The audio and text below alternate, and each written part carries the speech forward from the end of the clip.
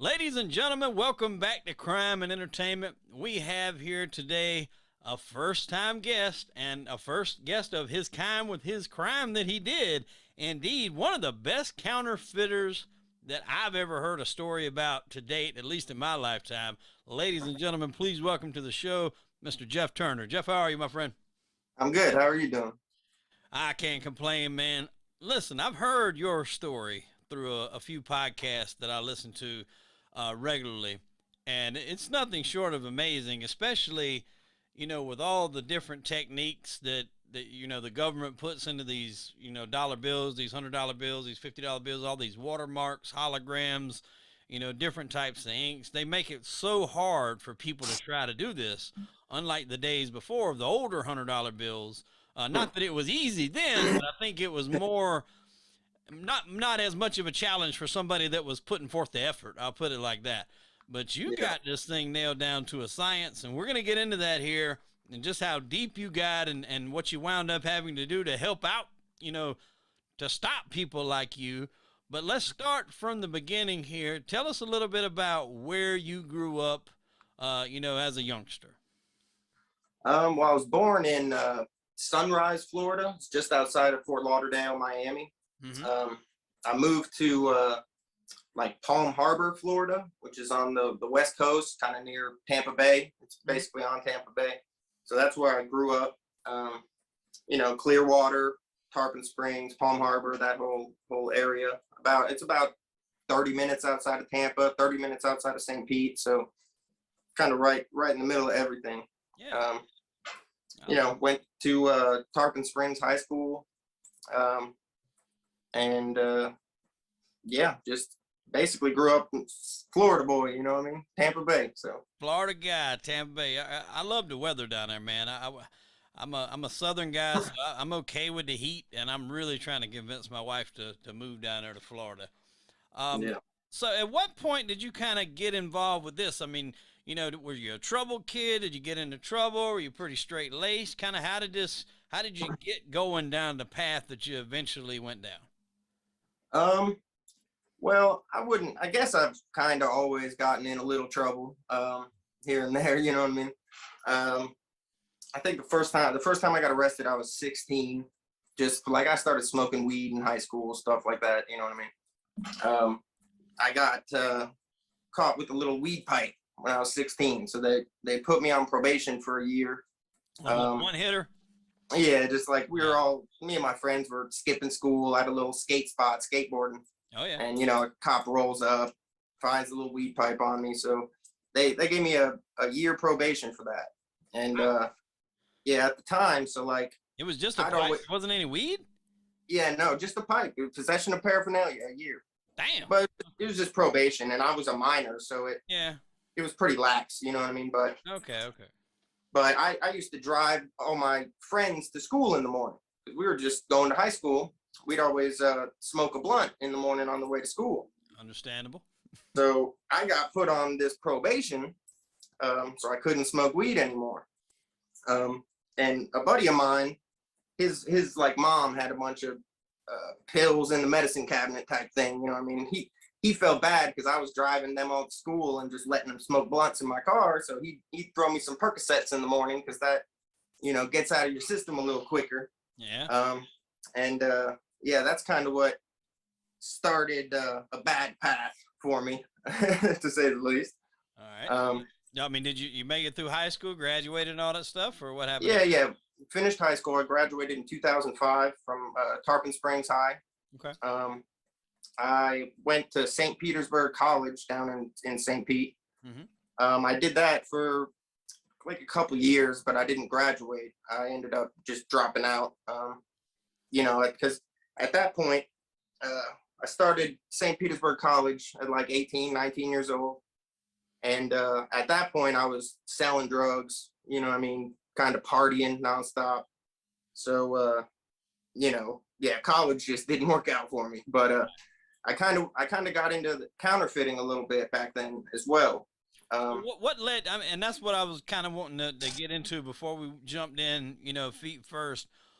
How did that start? Did it start with money? Did it start with counterfeiting other things? See, I worked part-time for a radio station coming up, and they had tons of free shit that they would.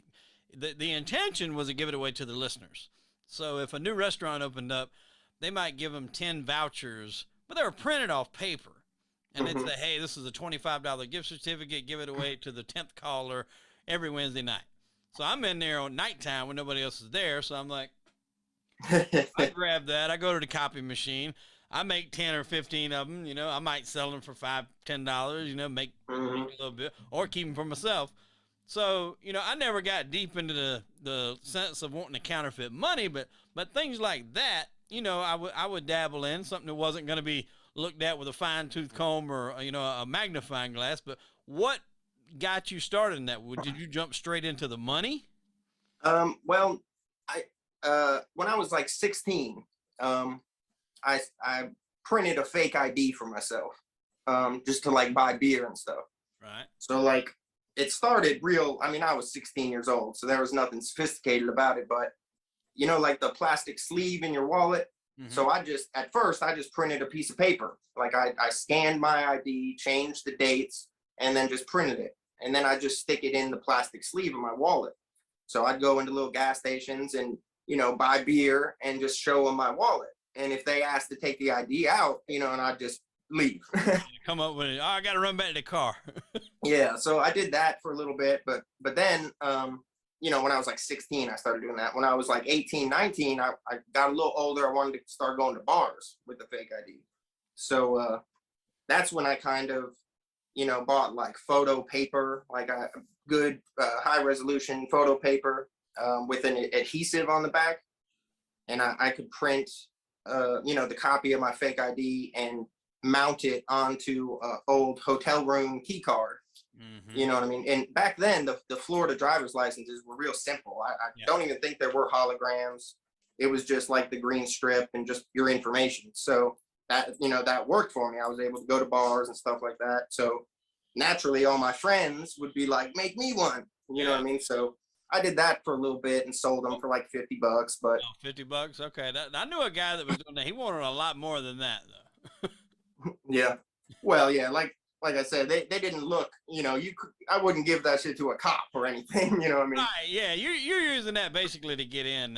I had one, it was a real ID, but it was for like a buddy of mine. And I never took the time to learn the birthday or none of that shit. And I remember it just always worked because it was for Myrtle Beach, which is an area I live close to. So that's where I would use it when I went out of town. So nobody never really questioned it because it was a Myrtle Beach ID.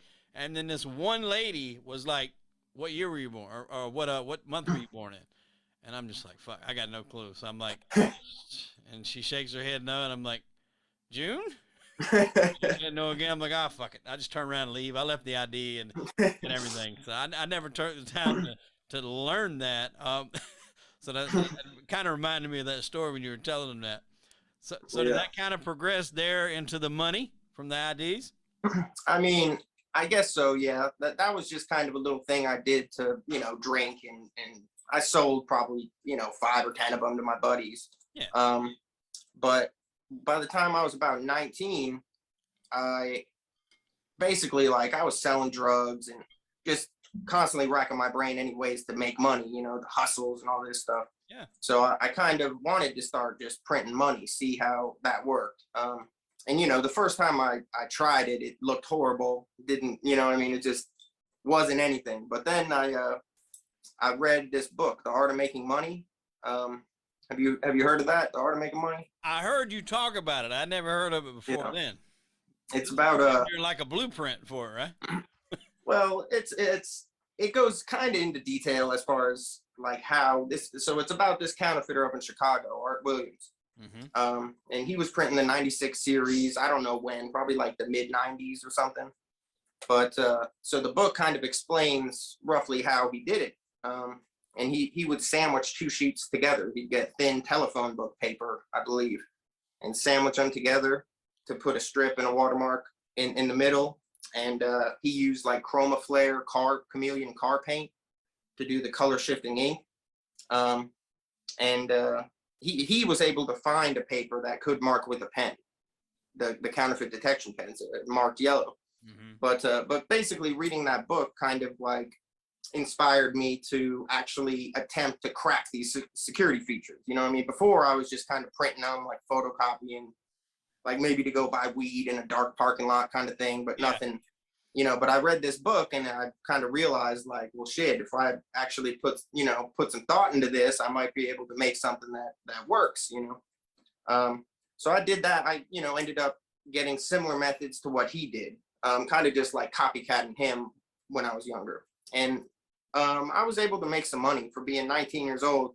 I made like, I sold them basically for like 20 cents on the dollar. And a buddy of mine's dad had this friend who was kind of like a connected guy down in Florida. And I'm not sure, I always went through my buddy. Like my friend set up this deal with his dad's friend, and I'd kind of sell these bills to him. And I did that for probably about 6 months, but then my friend overdosed and died. So that kind of like severed that connection with the guy that was buying them from me. So I basically so I just decided to stop at that point. Like I was selling a lot of drugs at that point too. So I had multiple different, you know, hustles I was doing. So when he passed away, or 50s or what were they? Hundreds. So now Yeah. were you mixing in that when you were buying drugs as well? Not so much actually, because I back then I was that can run to be risky. Well, yeah, it can. And people have said, you know, I'm very lucky, and I'm sure I am with, you know, how I was doing it more recently. But when I was 19, I was kind of scared to get caught.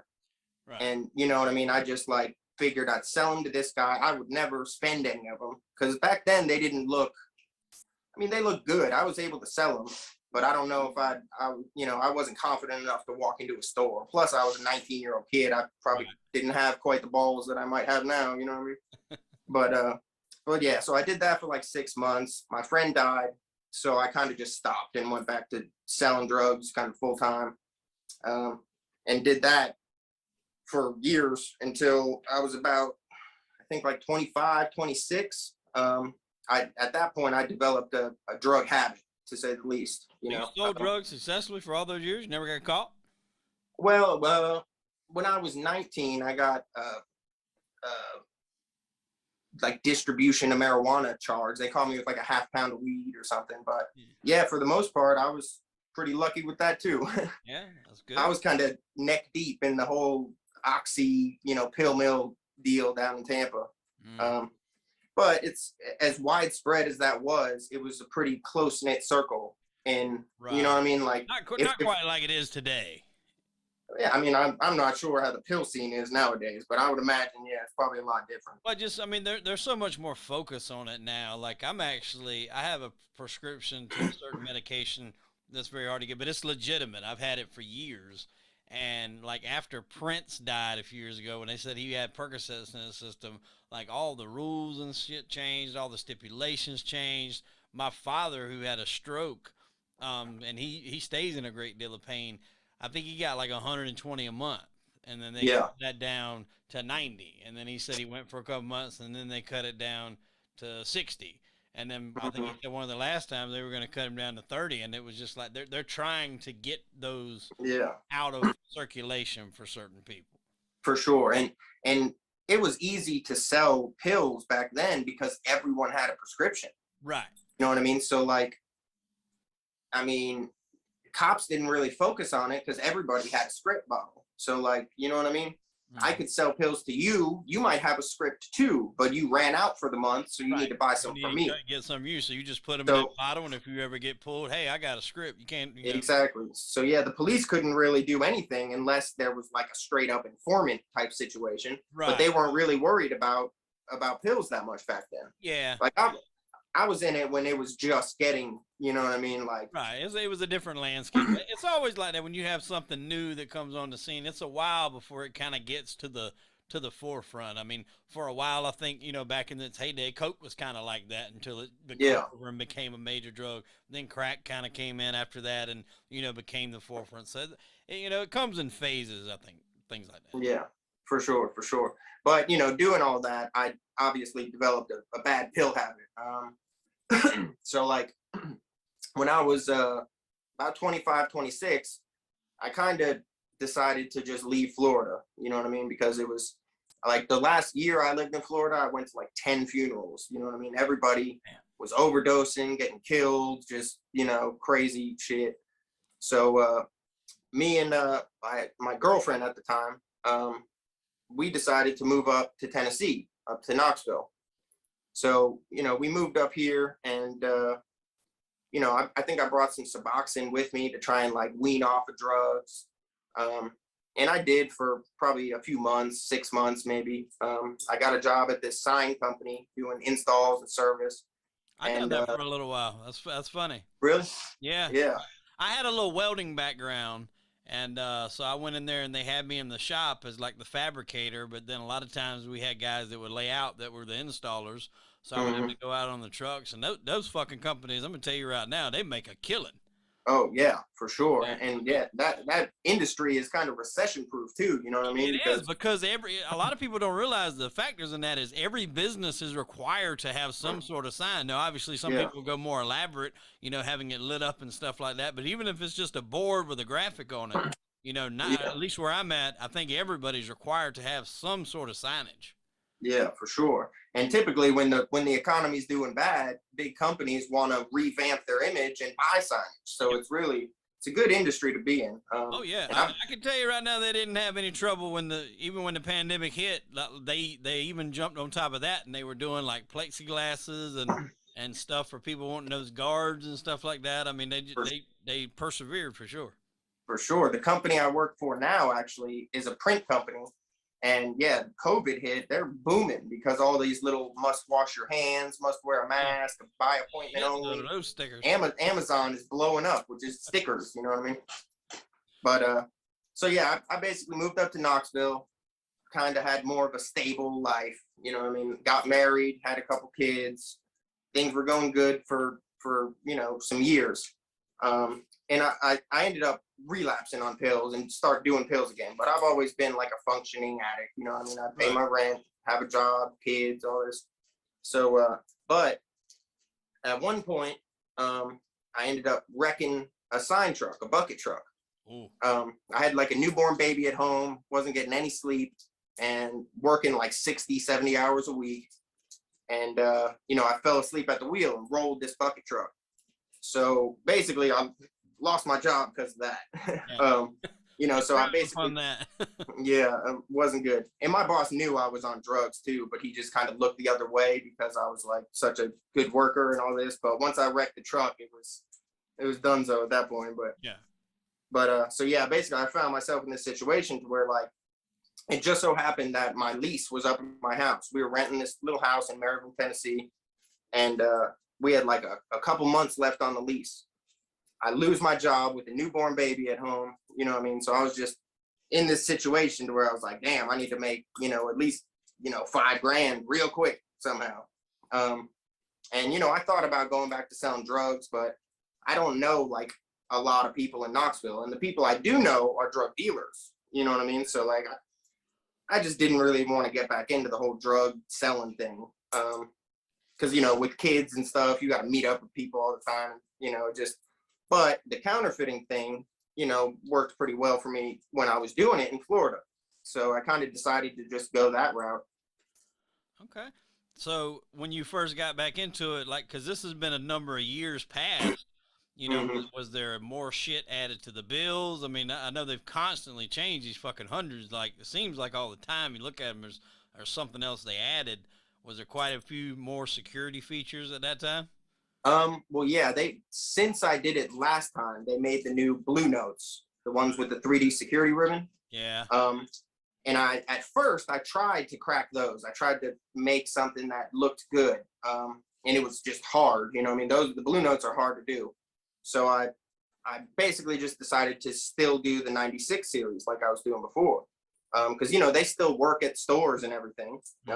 You still see them. If you go get like $1,000 out of a bank, like there's a good chance you'll have one of those 96 series bills in there. You know what I mean? They're still in circulation. Yeah. Especially 4 or 5 years ago when I started doing this. So I kind of had this formula that I did before, but yeah, I basically just made them a lot better as far as like since I did it when I was 19, I got into like the sign business and graphic design. So I basically, within those 2 months, like, so I lost my job, my lease is up in 2 months. I decided to start doing this again. So I upload photos. Scanners won't allow you to scan bills, most software. Right. So I just took a high resolution camera and just snapped a photo of it, and then uploaded the photo and just broke it down into multiple different layers. So I could print each layer separately, so the printer wouldn't recognize that I was printing money. Okay. And, you know, knowing graphic design at this point, I was able to like zoom in and edit and you know, all the bleed and blur. If you zoom into an image really, really fine, you'll see like when black fades into white, there's really a lot of gray pixels in between. But if you zoom in and edit all that out, it sharpens the image a lot. You know what I mean? So basically just editing the photos. And obviously the way I did the security features back then, I really just changed everything around. I wanted to just tweak them because I had this little recipe when I was younger, but slowly but surely I ended up just morphing everything different, but they were way better. So like it took me, at first I was just printing 20s and selling them to a friend of mine who was a drug dealer. I did that for a couple months and made enough money to, like, I had enough cash to look for a new house. But so when he got arrested with possession of counterfeit money, like basically the police raided his house. They found heroin, meth, and some counterfeit bills. So I look him up online and see his mugshot and the charges, and I see possession of counterfeit bills. So I was like, oh fuck, you know, this might be it for me, you know? Yeah. And then like just a couple days later, I was still in my house at this point, like, but the lease was about up. Like we were looking for a new house, and I basically suspected that the police or Secret Service was looking through my trash cans, because that's what they do at first. If they suspect you're counterfeiting, they'll look through your cans by the road to try and, you know, gather evidence for a warrant or whatever. Yeah, see what you're throwing away to see if there's exactly support to get a warrant or whatever. Yeah, and I mean I knew all this, so like I'd always bag the trash separately. You know what I mean? Put it in every piece of anything, put it in a separate bag, and then go to a Walmart dumpster and throw it away or whatever. Because like I always read like news articles about other counterfeiters, how they got caught. I constantly read about this stuff. I was like obsessed with this for years. You know what I mean? Well, I mean, if you're gonna do it, that's the best way to do it, because there's no better way to learn how to not get caught than to learn how people got caught to begin with. Exactly. I mean, really, that's all you have to go by. Yeah. I mean, law enforcement doesn't share their techniques for catching people, but you know, the news will say how these other people got caught. So. And a lot of times when people write books or if they have shows or documentaries or stuff like that, you know, it'll say a lot of times they get caught by the dumbest things. Mm-hmm. You know, minuscule things. There was this show I used to watch back in the day called Masterminds, and these people pull off some of the greatest robberies, capers, forgeries you'd ever seen, and then something ridiculous would give them away. Like these guys pulled this bank job. They wiped down the hotel room they were staying at completely, didn't leave anything. That guy said it was the cleanest place they'd ever seen. You could just tell it had been wiped down by professionals. They did not wash the dishes in the dishwasher. They opened the dishwasher and lifted the prints. Yeah, I know what you're talking about. They broke into a bank vault from the ceiling, right? Yes, that's it. They broke in and done it through a whole fucking weekend. Like they come in Friday night, Saturday night, Monday night, and I think it might have even been a holiday, so they had an extra day to get the fuck out of there. I was gonna say, it was some holiday on Monday, so they did it. So, I read about that. You watched that? You read it? You read about it? I think I know the story one way or the other. Yeah. See, I constantly read and watch stuff about, you know, true crime stuff to learn, you know, not that I'm still doing anything, but it's just interesting, you know, to see all the time and effort, like, you know, the way they went into there and sophisticated enough where they went in there multiple nights, and then what brought them down was them not washing dishes. Like the simplest things. Yeah, you pull off one of the greatest bank capers of all time. Had they washed them dishes, probably still been looking for who the hell did that, because they wouldn't have had a clue.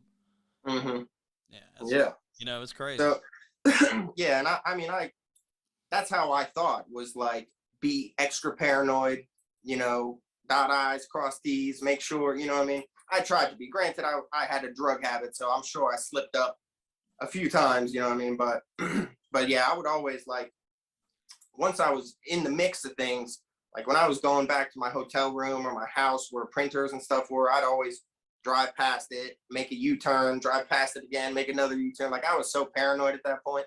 Yeah. But yeah, all those little things that you can do, and even with counterfeiting, all the little things build up, man. Like, you know, like, I guess like to basically explain the process might make the story easier to understand. But so I needed to find paper that was thin enough to sandwich two sheets together. Yeah, this is something I wanted to get into because this is quite quite. I'll just let you say.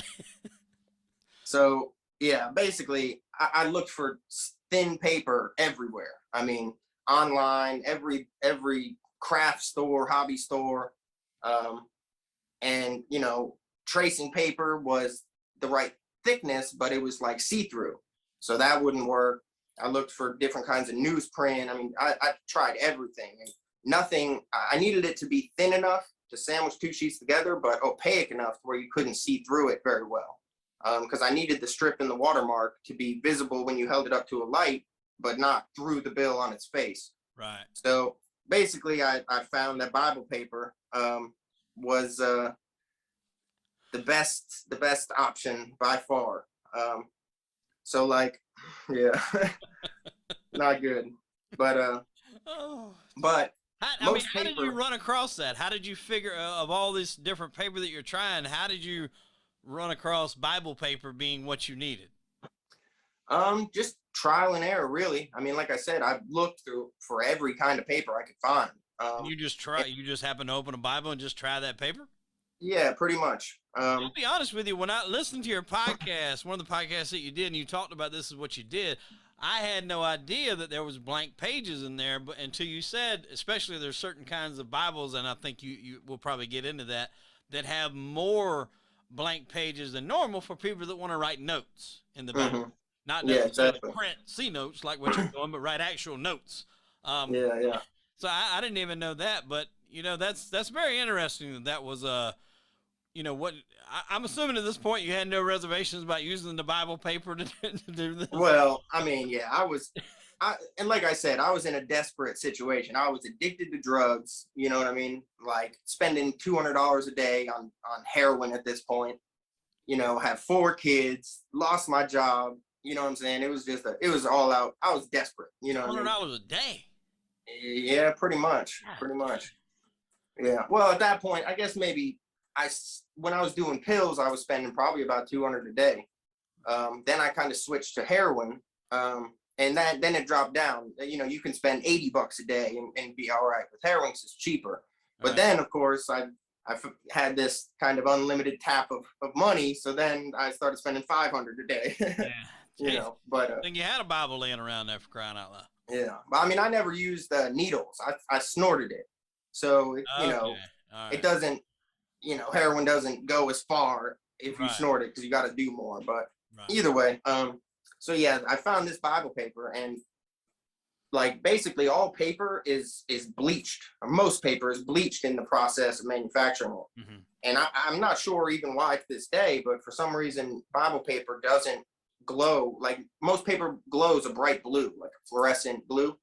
And certain types of Bible paper don't. It glows this dull purple, just like money. So like basically it was just the perfect paper for everything, except it didn't mark with the pen. It still marked black, like regular paper.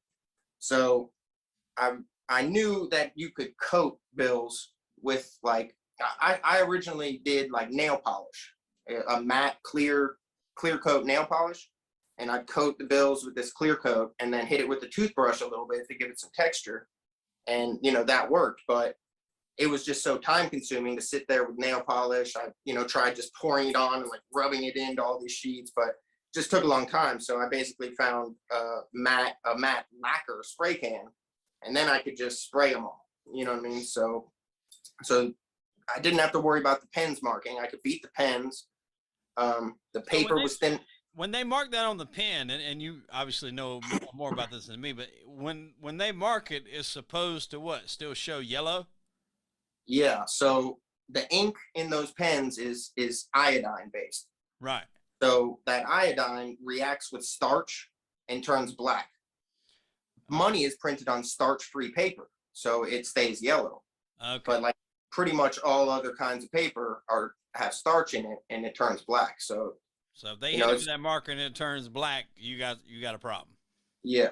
But so if you coat it with like a lacquer, then it creates this barrier, this clear coat over it, so the pen isn't even touching the paper. Right. It's not touching what's going to turn it black, so it still gives you the okay. All right, I got you. Exactly. So, and before when I was doing it, I did the copycat thing of Art Williams and did chameleon car paint to do the color shifting. But that was hard to come by. It's like really expensive for a little bottle of touch-up paint because it's meant for like Lamborghinis and stuff. You know what I mean? Right. So, Yeah, it's like um, so my wife at the time basically was like, "You should look for nail polishes because there's chameleon nail polish." So I started looking in the makeup section everywhere I went, looking for different kinds of holographic, chameleon, color shifting nail polishes and this and that. And I basically just one day stumbled across an eyeshadow. They call it holographic eyeshadow, but it's really just a color shifting pigment. You know what I mean? And it basically goes from like a metallic green. As you shift it, it disappears. So I figured that if I print the little 100 in the corner, if I just print that black, I could go over it with this eyeshadow and it would appear metallic green until you shifted it. Then it would disappear and you'd see my printed black 100. So and I used like metallic jelly roll pens to kind of touch them up to give it a little more sparkle. Yeah, basically, so it took me a couple months, but I figured out this process of how to make these bills look as good as I could, you know what I mean? And throughout time they got slowly better. All those little things add up, you know what I mean? yeah. Like like I went to anyway, that one dealer got arrested, so I started spending them myself, which I didn't want to do. I wanted to just sell them to people. But again, I thought the Secret Service was going through my trash cans because he got arrested. So I go to a hotel and I'm just staying at a hotels because I was spooked. I thought I was being watched at that house. So, and now I'm in a hotel with a drug habit still, but the dealer guy I was selling these bills to is now in jail. So I had nobody to sell them to. So basically, again, kind of a desperate situation. I had this kind of holy grail, like I can make money now, but I just didn't have anybody to sell them to. And I was nervous about approaching people, you know what I mean? Yeah. So I end up going to a Taco Bell one night, fucking nervous as fuck. But I go in, hand it to them, they take it, no problem at all. So, that built my confidence. At all? Huh? Did they hit it with the pen at all just to test it? At the Taco Bell, she just held it up, looked for a strip. She looked for the strip. Okay. Like it's nothing. She just held it up, boom, cashed it for me. So I was like, okay. And that was late at night. So the next day, I went to a couple more places. And the next places I went, they just mark it with a pen. Like they hardly even look at it. They just mark it with a pen, break it.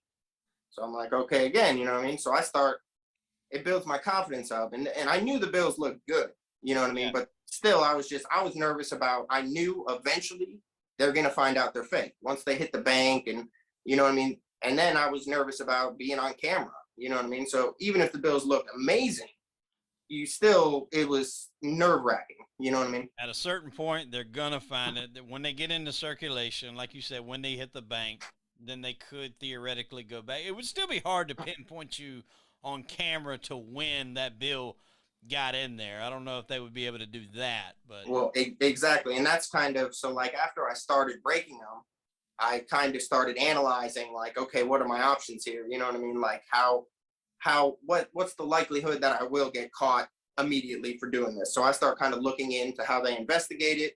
And, an armored car picks up a store's deposit like once a week. Some businesses do twice a week. So once that armored car picks up their deposit, they take it to the bank and deposit the money. The bank will find out the bill's fake and then inform the company, call the Secret Service, whatever. So you've got like almost anywhere from a few days to a week, depending on when their armored car comes.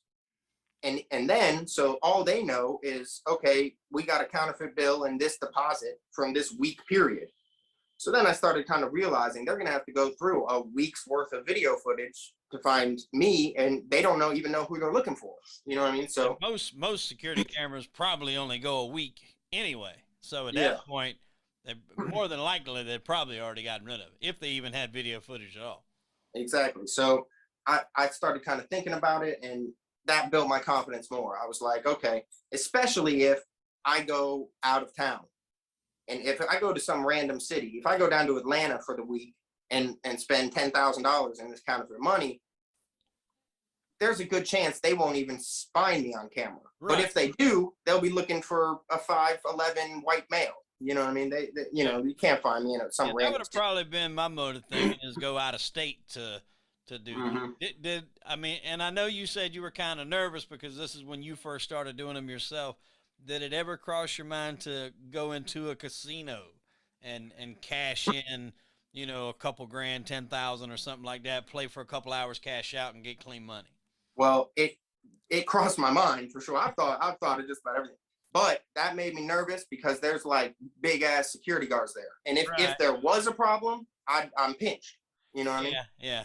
However, quite a few of the drug dealers that I sold them to did that. They went to the casino in Cleveland. And I believe in Detroit. And my little in my discovery, it's got a list of all the bills that were, you know, found, and there's a couple different casinos on there. But wow. Yeah, I was always thinking like, okay, worst case scenario, if they call me out saying this bill's fake, I'll just fucking leave. You know what I mean? Like if I'm at a Walmart or a grocery store, like nobody's gonna stop me. You know what I mean? Yeah. The worst case, you're gonna get me on camera. You know what I mean? But you're not, no cashier or anything. So I try not to go to like, you know, places with security or, you know what I'm saying? With exception of like Walmart, loss prevention type stuff, but still. But I figured a casino bodyguard might be able to. Yeah, you can probably out finesse and outrun a Walmart security guy better than you can somebody at a Taj Mahal casino. But, so yeah, I started breaking them in Knoxville at first. And then, you know, basically, like I said, I definitely have broke some of my own rules. I shouldn't have spent any in Knoxville because that's where I was living. But again, I had a drug habit, and I, at this point, had an unlimited tap of cash. So it was like, I start hitting up every single store in Knoxville. And eventually, you know, I tried to go to a store, you know, I knew the armored car would pick it up within a week. And then, you know, at that point they'd find out. So like I tried to hit a store like every day for a few days and then never go back and go to this other, you know, so I just hit up 10, 15 stores. And then, you know, the next day hit up 10 or 15 other ones. Then the next day go back to the other one and just try and mix it up, but consistently stay with the same stores because I knew I only had a week period. Right. You know what I mean? Once you reach a week, then you would just find whole new locations. Yeah, so like after maybe 3, 4, 5 months of doing that in Knoxville, like I had been to every single store in Knoxville probably 3 or 4 times. So at that point, I was kind of forced to branch out and just go to other cities, which was for the best anyway, because acquiring this Bible paper, I was going to bookstores and just getting it, you know what I mean? So eventually Knoxville ran out of Bible paper too. So I had to go to bookstores in other cities and just travel around, man. I want to cover that. I want to cover that for a second, because you said you would go into these stores, these bookstores, and cut it out of the back. Yeah. Bookstore. Would nobody ever see you doing that? Not really, man. I mean, you got to think. You walk into, first of all, people aren't typically watching people at a bookstore. You know what I mean? I just walked down an aisle, and it wasn't just Bibles. There were some, what is it, like composition, like textbooks that the paper was almost the same. It worked. So like there was a couple different sections in a bookstore that you can get the right kind of paper. So I just go to a bookstore, you know what I mean? Open up a book, just stand there like I'm reading it, and just, I was able to like grab the blank ones with my fingertip, close it, and just rip it and just stick it in my pocket. You know what I mean? No one's paying attention. I don't even know what Bibles run. That's probably a bad thing to say. I would have been scared to do. I'd have probably just bought it. I'd have given Jesus his end. It's the see, it's not. It's the paper isn't in all Bibles. So like Right. That's what I the was going to get ones, to too. You said there were certain Bibles that had what you were yeah. looking for. Which ones had it? Which ones did not? Um, I don't see I don't really. There's one specific one I remember. It was a Jeremiah study Bible. Right. But the other ones, I mean, I don't know like the specific types or whatever. It's just you can kind of look and tell. It's almost got like a glossy. Um, you basically when you print on it, you don't want the ink to absorb into it. Right. So it's kind of ones that almost have a glossy sheen to it a little bit. Okay. Because then after that, I'm spraying it with a matte lacquer, so it takes that gloss right away with the Yeah. matte. So, but yeah, there were certain ones that were big, so you could get 1, 2, 3, 4, sides per page, and certain ones that like were meant for studying, like study Bibles with notes. It said notes at the top, and it had just blank pages in the back. So those worked really well, but it wasn't just bookstores either. Like I'd go to like thrift stores usually have a good book section, and then I got into the maintenance man thing. I was at a hotel. Yeah, that's what that story was funny. Yeah, basically, I'd always in the end table there'd be a little Bible, and usually in hotels like the blank pages might already be ripped out because people like roll joints or cigarettes or whatever.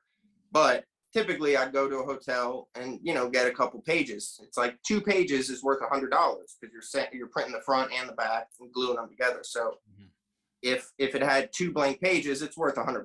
But if I'm already in this hotel room, I'd grab them. So like I started noticing that they weren't in the nightstand anymore. So I'd always ask the maintenance man, like, hey, can you, either the lobby, call the front desk and say, hey, can you get me a Bible in my room? And they'd send usually the maintenance guy or somebody who works there, and they'd have a Bible.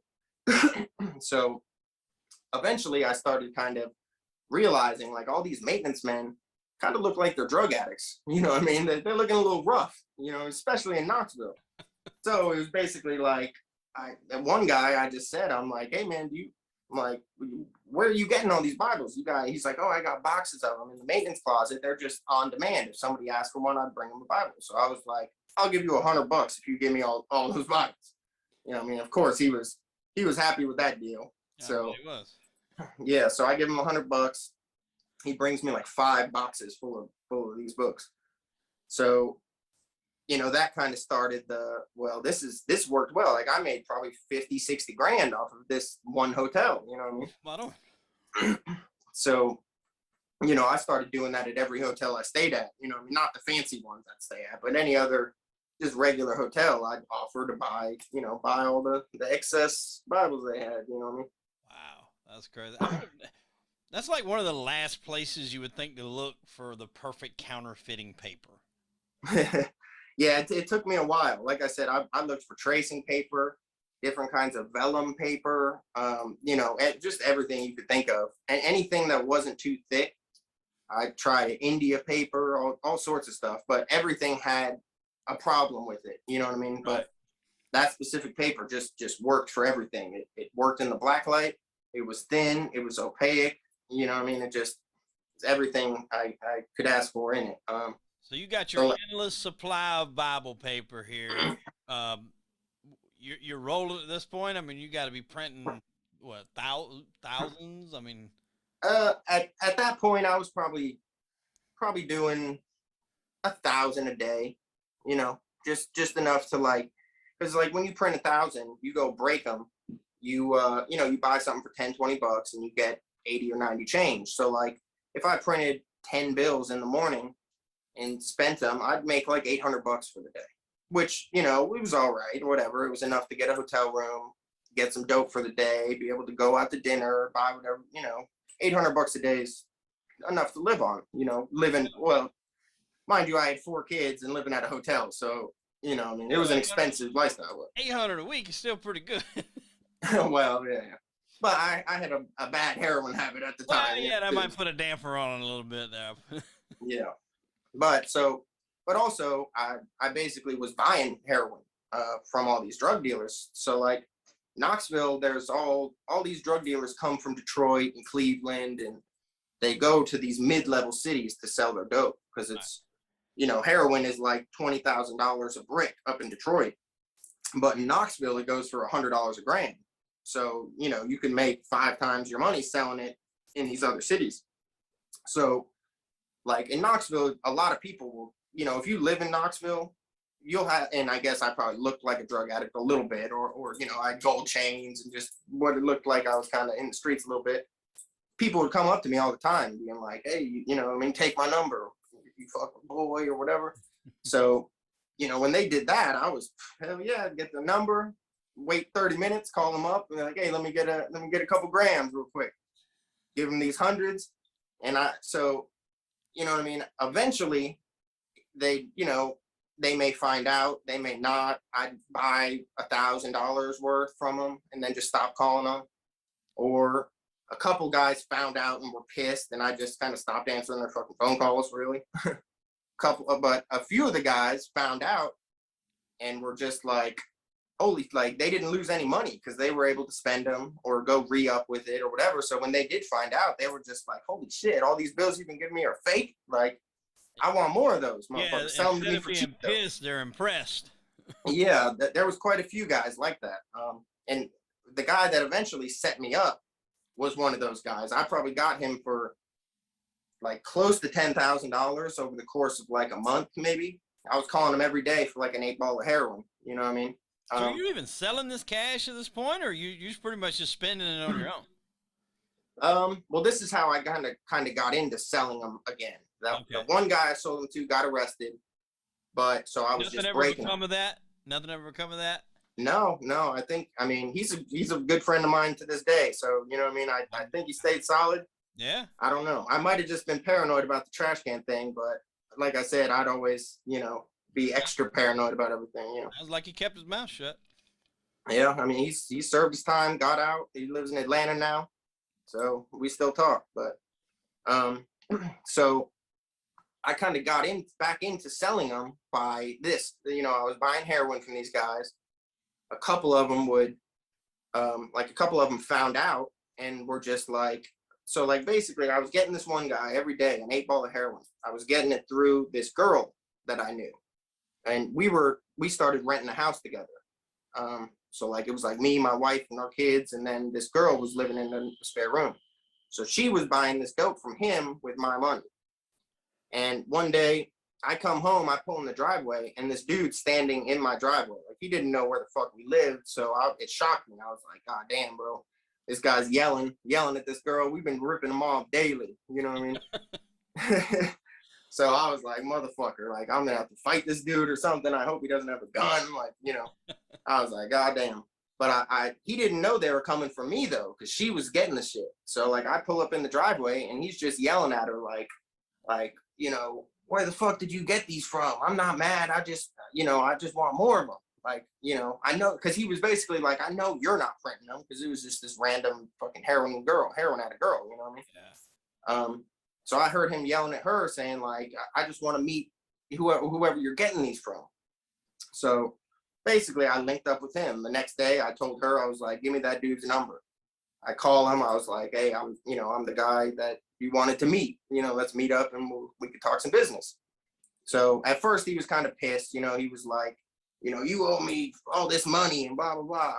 But, you know, it boils down to, I was like, listen, bro, like, this is my hustle. I counterfeit money. I'm sorry if you got ripped off with them, but that has nothing to do with me. You know what I mean? Like, you're selling heroin to people, bro. Like, I don't know you shit. Yeah. You know what I mean? I was like, but if you want more of them, you know what I'm saying? I can sell them to you and we can do business. Otherwise, just whatever, fuck off, I'll leave, you know? So he basically, you know, agreed to, he was like, all right, well, he's like, I'm going to Cleveland to re-up in like a week. He's like, I want $50,000 worth. And, you know, it takes a long time to make 50 grand. I'd have to print nonstop all day, every day for like probably 3 or 4 days straight of just printing to make 50 grand. So that's what I basically asked. What's your time frame in to print something like that? So about 3. I mean, and I'm theoretically saying nonstop. That's like no sleep, or you at least, you know, taking some naps, or what's that? Well, See, I tried to do like I tried not to do more than like 10,000 a day, because 10,000, I could print 10,000 and, it'd take me probably 6, 8 hours. I'd have to sit there all day taping because the Bible paper is too thin to go through a printer. So you got to tape it on regular printer paper so it can go through. So I'd spend all night just taping Bible paper onto this center. You center it in the paper, regular printer paper, and just tape them on. And I'd have like a stack like this high for the next day. So then when I woke up in the morning, I'd run them through and print them all. Because I layered these images. So you have to print like the background color and then put it back in the printer and print all the black work, and then put it back in the printer and print the green serial numbers and treasury seals. And I was changing every serial number. So I got to go back on the computer and open a different file. And you know what I mean? So, Takes a lot. It's not as simple as just putting it in there and printing out a bill. You got to print the same damn bill multiple times and change up numbers on every single bill. Yeah. But I figured, I'd rather it take, 5 minutes to make one bill, but they be good. You know what I mean? Yeah. Absolutely. Then because that's when he first found out, he was like, I want $50,000 in 2 days or whatever. And I was like, he was thinking like, you're just printing money. You know what I mean? You just press print and they appear. And it's like, no, dude, I'm gluing, spraying, you fuck some up because you gotta hold the paper just far enough and mist, just a little mist of this Gorilla Glue spray, and then take it to a glass board, a light board, and set it down, and then line up the front so it's all in proportion, and then squeegee them together, and then spray it with lacquer, and then let that dry, and then mist on another coat of lacquer so it gives it this texture that you need, and then take a little brush and paint on the color shifting eyeshadow, and then I had an invisible ink UV pen where I put a ruler over where the strip was and draw a little line so it glowed red. And then, but if you're doing 10,000 though, you're doing one after the other. I mean, you can get pretty quick with it. Yeah. But it still takes time. Pretty quick, but damn, that's a lot of steps, man.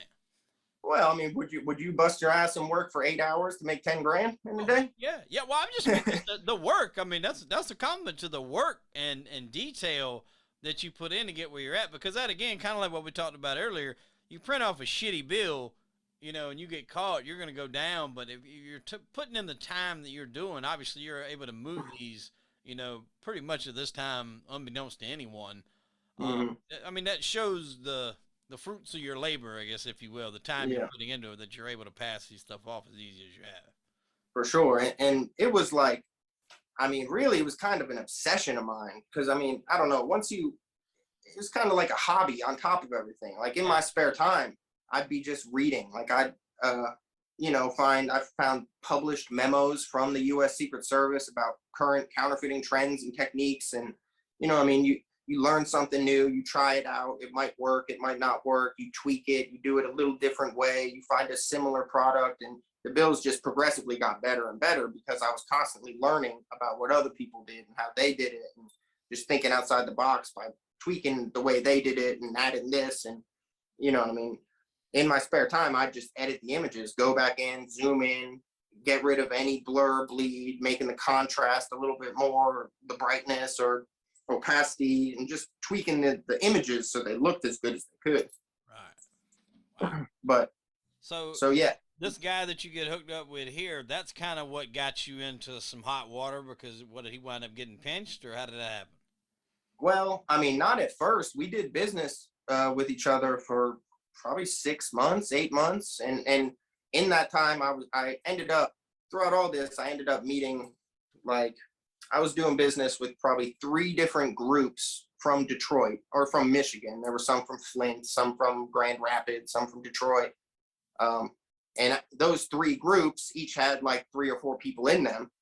And then there was like one group from Cleveland with 3 family members. And then a group from Atlanta with a few guys. So I was selling, $10,000 for $2,500 to each one of these guys once a month. So, I mean, it was probably a good 25 grand a month just from selling them. And then I was also breaking 5,000 a day myself. Wow. So, but yeah, I mean, I did that for probably 8 months, a year. This particular guy from Cleveland, I was doing business with for about 6 months, until I was driving him up to Cleveland so he could re-up. He'd go up there and buy like a brick of heroin, cut it to 2, come back to Knoxville and sell it. But I was traveling around to break bills so much, we just went to Cleveland together. So he could do his business, I could do mine, and whatever.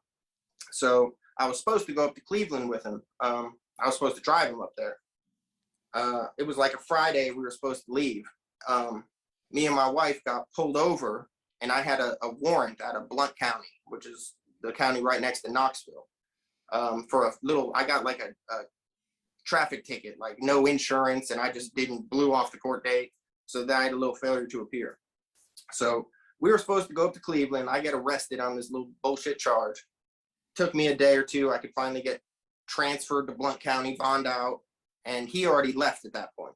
So, and at this point, we were sharing a house. So we did business for like 6 months. We started renting a house together. So I went home, and this little chick of his that he was having like sell his dope while he was gone, she basically told me, she's like, E is his name. She's like, he went up to Cleveland without you, but he told me not to tell anybody, but he got arrested up there. So at this point, like, we're sharing a house. He's selling dope out of it. I've got like a counterfeiting studio in the back with printers and computers and ventilation fans to suck the lacquer out the window and light boards and, a big little setup, you know what I mean? So when she said that he told her not to tell anybody that he got arrested, like, I figured, okay, he's definitely cooperating. Oh. I think I gave him 5,000 in fake 100's before he went up there. So I knew he had $5,000 in my bills, or he already re-upped and had a brick of heroin. But either way, he was probably, he was talking, you know what I mean? There's no other reason why he would tell her not to tell me, So I got all my equipment, loaded it up in the car and went to a hotel.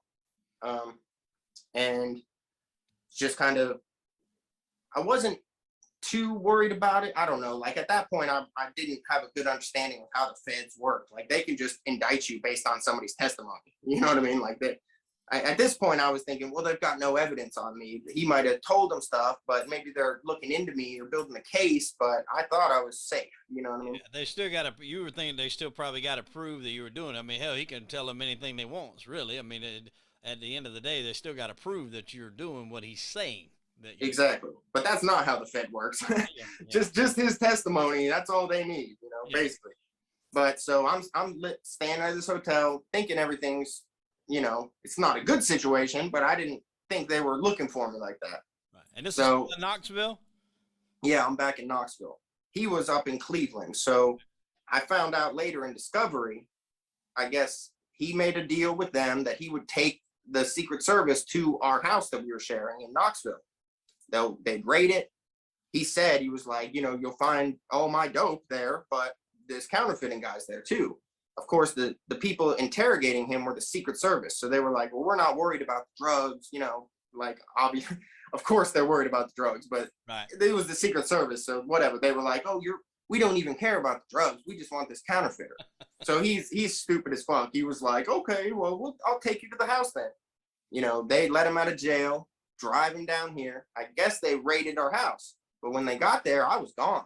I bag up all my trash. There was no counterfeiting evidence there at all. They just found his dope. So that probably pissed off the Secret. For him, I would think. Yeah, I'm sure. So eventually he called me, and he sounded kind of desperate, obviously. And so he was like, hey, I'm back in town. Let's meet up. He's like, I got a box of Bibles for you from this maintenance guy up in Cleveland. He was supposed to get some for me. So I was like, no, man, I'm just traveling around. I'm staying at hotels. Like, I was just like, I'll hit you up when I get back in town, trying to just avoid the conversation. I'd had to pull a Pulp Fiction. Yeah, you calling me on a cellular phone? Prank caller. Yeah. I should have just not even answered. I don't know what the fuck I was thinking. Yeah, I would have just I'd have made him a memory, like, right there. Yeah, I definitely should have. I think I figured, like, okay, he's cooperating. If he's not, I'm still going to play it safe. Like, I figured I'd answer, deny anything he says, because they might not know that I know. So, you know what I'm saying? I don't know. Right. I was just thinking, I'll answer the phone and talk to him and just, you know, if he says anything about money or drugs, I'll just be like, what the fuck are you talking about, bro? You know, Yeah. that was my thinking, which whatever, another mistake on my part. But so he basically says, you know, I got these Bibles for you. And I was like, okay, well, I'm out of town. I'll call you when I get back. And he was like, well, I couldn't re-up up in Cleveland. Can you just help me out and get me 700 grams from your other Detroit people? And I was like, what, bro? I'm like, you know, I don't sell drugs. I was like, you're the fucking drug dealer. I was like, why are you asking me for drugs? And he was like, well, I know, but I just figured you could help me out. So now I'm like, no, dude. I'm like, I finally was like, bro, you just got out of jail. I'm like, you didn't even tell me that. You're acting sketchy as fuck. I don't sell drugs, and you're asking me for drugs on the phone. 700 grams of heroin over the phone. I was like, you're out of your mind, bro. I was like, I don't even sell drugs. You know that. You're just trying to set me up for shit I don't even do. And hung up the phone. So I thought, okay, like, you know, that sounded good for me. I assume the feds are listening, I was like, you know, he even admitted on the phone call that I don't sell drugs. So I was just like, whatever. I thought they're probably building the case on me, but I didn't think they had anything on me. So, you know, that conversation ends and I start printing 6,000 that these Detroit guys wanted to buy from me.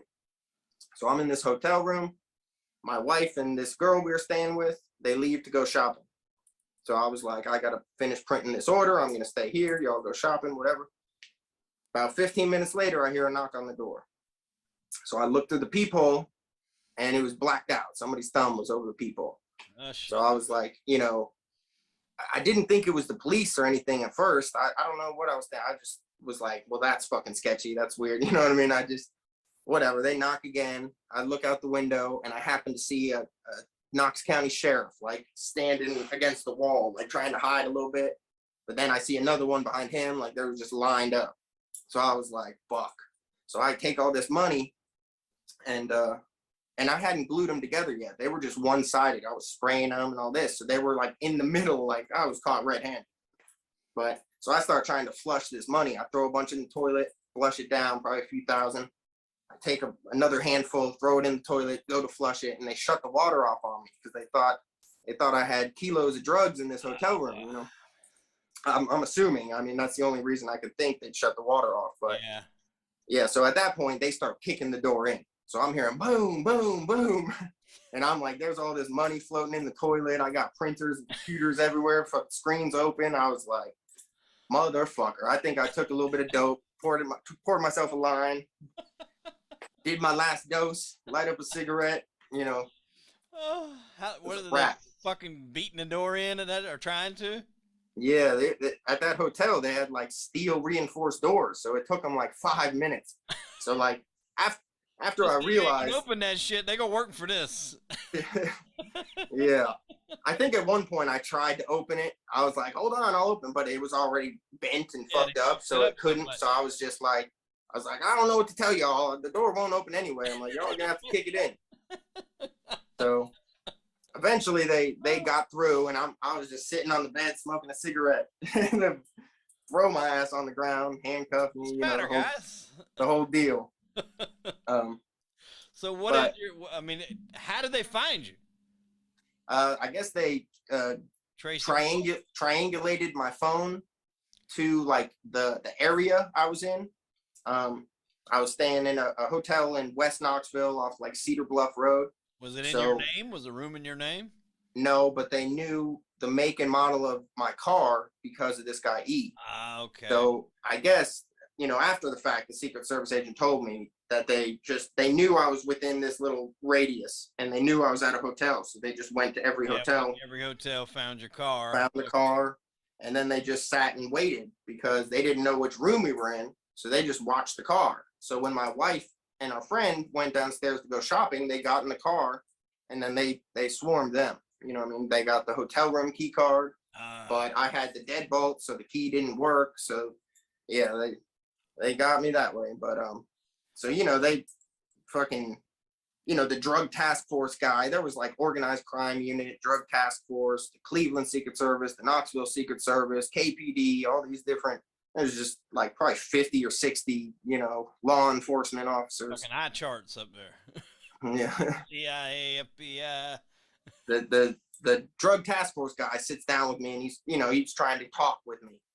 And, I knew, like, I saw Secret Service patches everywhere. I'm doing counterfeiting. I was like, why are you even here? Like, why? I'm like, I don't sell drugs. I'm like, what do you want me to tell you, bro? You know what I mean? Basically, I tell him, like, immediately, I'm like, I need to speak to a lawyer. He gets all pissed off, fucking storms off. Then the Secret Service guy comes and talks to me. So he's like, we've got your wife downstairs. She's in custody. Your friend too. Basically, like, he's like, I've been looking for you for a long time. He's like, you're fucking killing me with these bills. Cause I guess every time, a bill hits the bank calls the Secret Service, and he was the special agent in charge of my case. So his phone was just, he said his phone was just blowing up all day, every day from all these different banks throughout, So he wasn't too happy at first, but after I go to jail, sitting there for like 3-4 months, the feds finally indict me. The state, because they were building the case on me, so it was just state charges. After about 3 months, I go to court, the state drops the charges.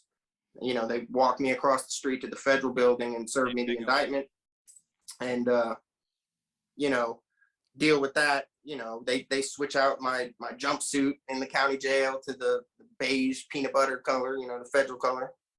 I sit in jail for another month or so, maybe, and my lawyer gets me out on pretrial release. So I'm out. They basically made it a condition of my release. I had to go to rehab for 30 days. I had to go to a halfway house while I was out on pretrial. So I do that and finally sober up. Been, first time being clean, and like since I was 16 probably. But eventually the Secret Service, my lawyer comes to see me, and she's like, the Secret Service want to talk with you. They want to offer you a deal.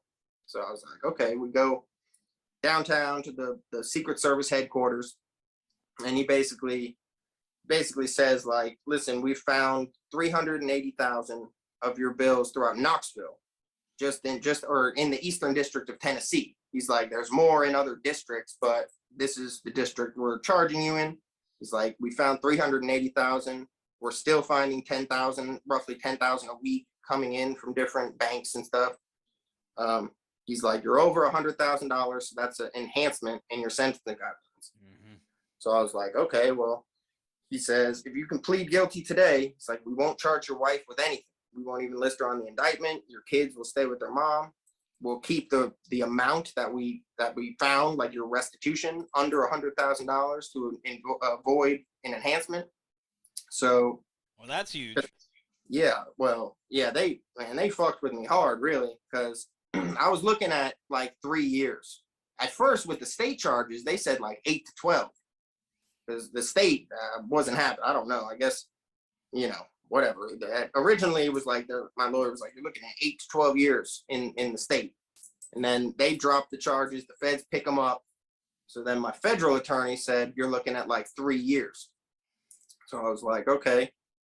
So then, I sit down with the Secret Service. He says, if we drop this enhancement, you'll be looking at like 2 years. So I was like, okay.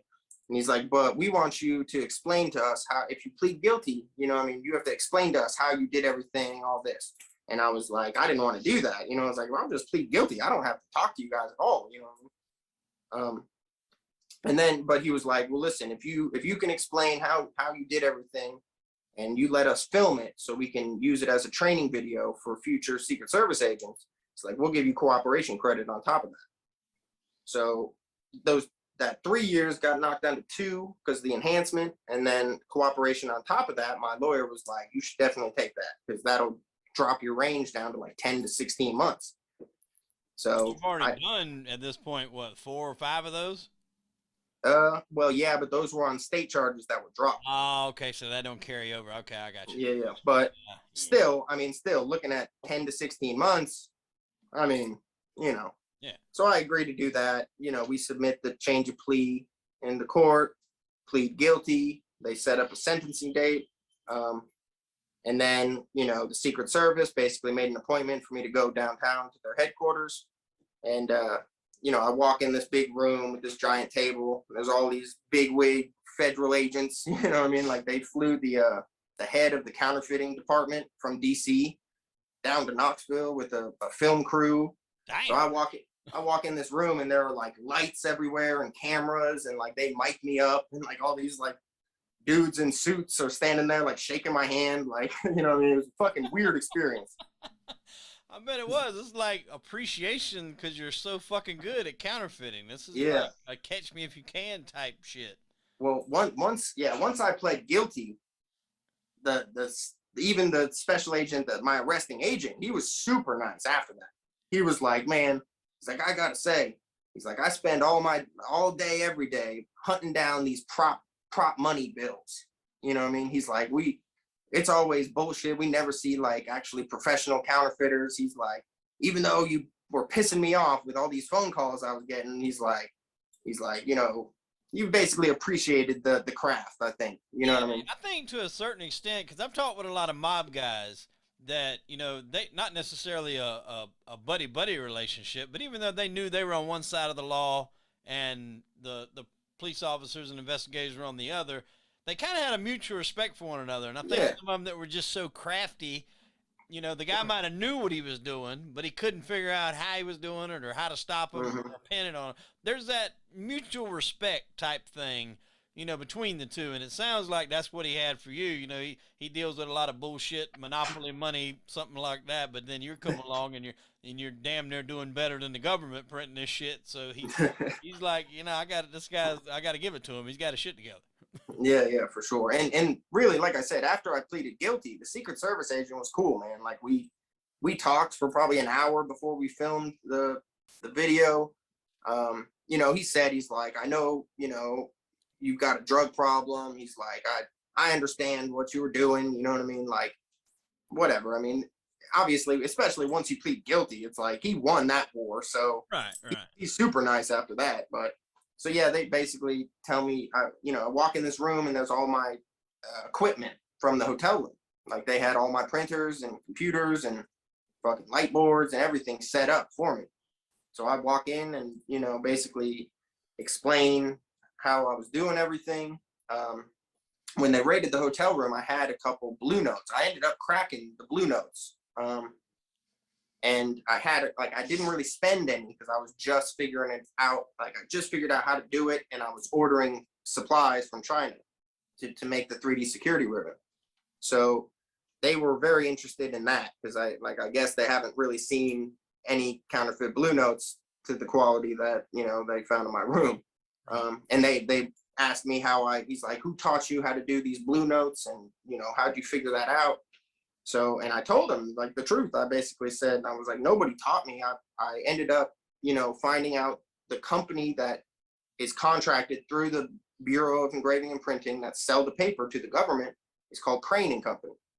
So basically after searching up and down on Crane and Company, I stumbled across a patent on Google Patents of their 3D security ribbon technology. They patented it. So I basically like read that and learned how they make that 3D security ribbon.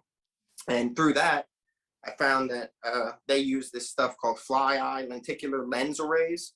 It's like those old Last Supper pictures that are 3D, you know what I mean? Right. Like a modern version of that. And I found a supplier in China that sold this fly eye lens film, ordered some of that.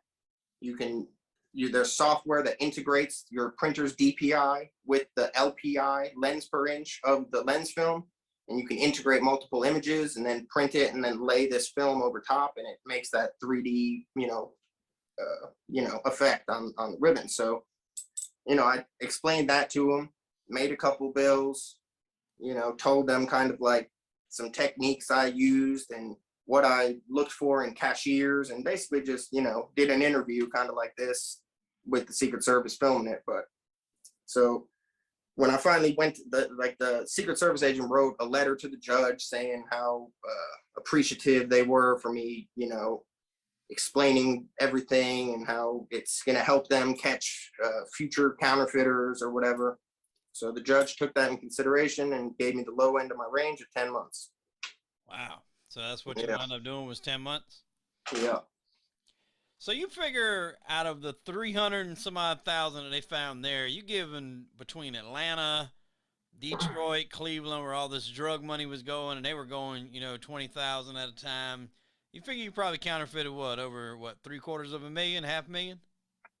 It's hard to say. I would say, I mean, thinking about it, probably around 800,000.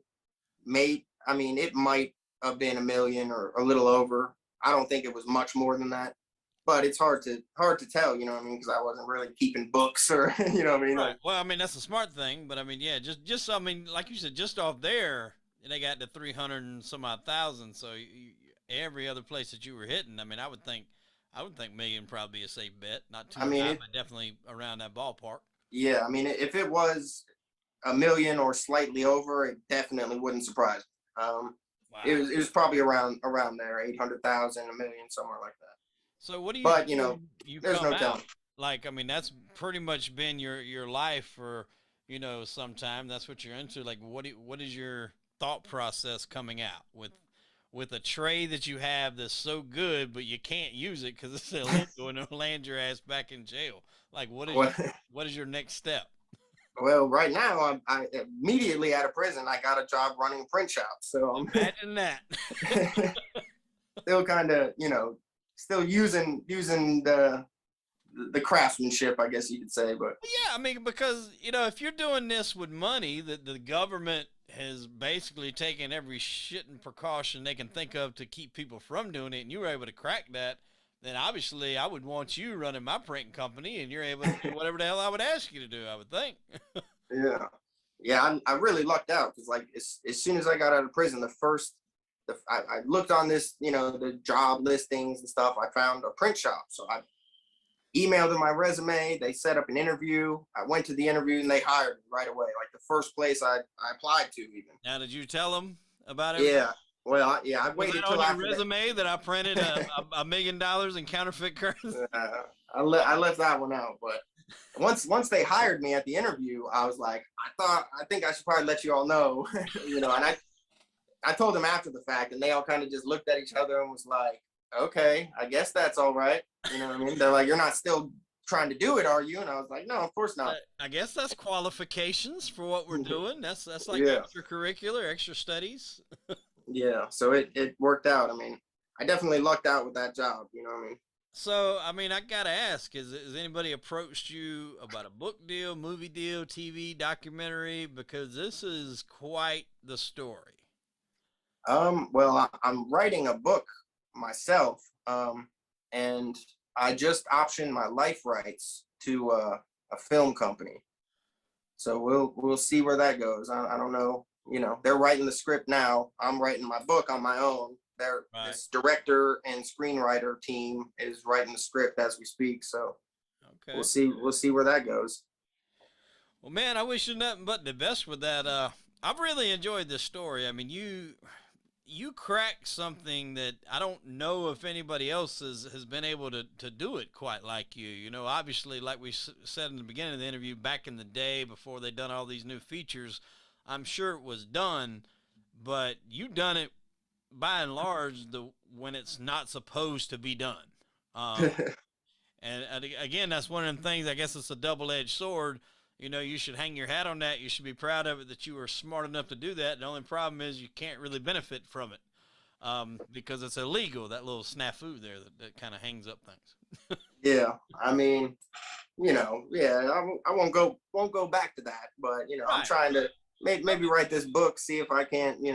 Well, yeah, but I mean, those skills that you learn to do that, they can be put towards to do whatever else. I mean, I'm sure there's a company out there that wants to make something look a certain way or have a certain thing, and you'll be able to apply those same skills to that. I mean, I've read documentaries and seen documentaries of bank robbers that wound up opening up security agencies to stop people from breaking into banks the way they did for years. So, there's Yeah, people that can spin the things that they do that maybe are considered illegal into a way that they can benefit from that. yeah. I thought about getting into like anti-fraud consulting for like corporations, maybe counterfeit prevention. Yeah. Uh, you know, I've only been out of prison like 6 months now, so Wow. I'm racking my brain trying to, you know, I figure told out. little boy in there that, you know, you need to hire me on as like your number two, because I know how to work this shit. Well, Jeff, man, I can't tell you how you know, happy I am with this interview, man. It's a great story. You know, well, obviously, in the sense of everything that you've done, it's a great story. Obviously, you know, you had to go to jail, you had to do a little bit of time, but you're out. You're on the right path now. You're looking at how to do things the right way, the legal way. You know, please let us know when your book is finished. We will definitely promote that for you coming on the show and sharing your story. And also, whenever you get anything lined up with a movie deal or anything like that, let me know, man, because I think this is something that would interest not only, you know, my audience for this channel, but a number of people, just how you were able to pull this off and get away with it for as long as you did. It's quite interesting, and I want to say how much I appreciate you coming on the show. Thanks for having me, man. I appreciate it. All right. Well, ladies and gentlemen, I am Hollywood Wade. That was Counterfeiter Jeff Turner. And unfortunately, we are out of time. Tune in next week for an all-new episode of Crime and Entertainment. Jeff, we appreciate it, my friend. Thank you, man.